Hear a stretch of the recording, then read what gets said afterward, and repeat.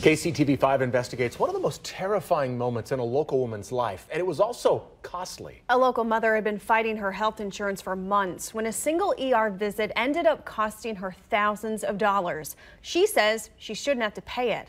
Well, she turned to KCTV5 for help and to warn other people. KCTV5 investigative reporter Emily Sinovic helped her stand up to her insurance company and got answers.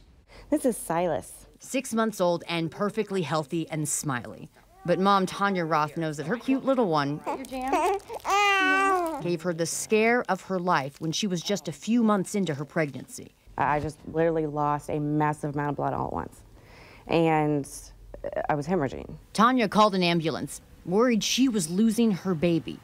But she was still concerned about her health insurance. And I explained to them that, you know, through the tears and emotions, that North Kansas City was my in-network hospital. Problem was that in-network ER was at capacity and closed. Paramedics told her they had to go to St. Luke's Hospital. So about 5 hours later, in the St. Luke's ER, Tanya said she'd stopped bleeding and was allowed to go home. But she says without any diagnosis. Her OB later diagnosed her with something called placenta previa, something she could manage but would require bed rest.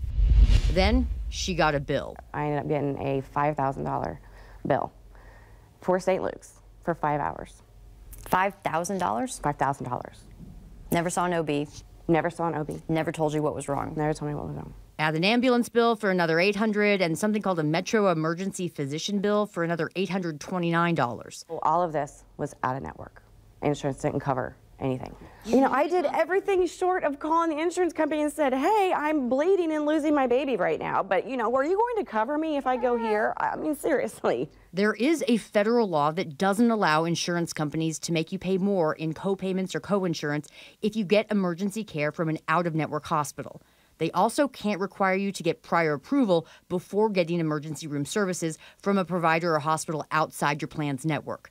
Tanya filed an appeal with her health insurance provider, Cigna. More than 8 months after her ER visit, she received a notice from Cigna. She says all Cigna did was chip in $300 on that St. Luke's ER bill. Tanya says her medical bills throughout her pregnancy well exceeded her out-of-pocket maximum, which is $5,900. They're charging us $36,430 over that $11,800. I need a flow chart or something. I know. St. Luke sent her bill to collections, so we got involved. After we asked why Cigna wasn't paying the bill, Cigna came back a few days later with some good news. They'd be paying for that entire St. Luke's ER bill. Pretty good news. Cigna also shared a statement reading in part, our company works very hard to make healthcare easier for our customers, and we wish we had caught this sooner. Thank you for bringing it to our attention. Tanya also told us Cigna told her they're not only paying about $4,700 for that ER visit, they're taking her bill out of collections to clear her credit report. And she says Cigna told her they're putting new procedures in place to keep this from happening again. I'm Emily Sinovic, KCTV5 News.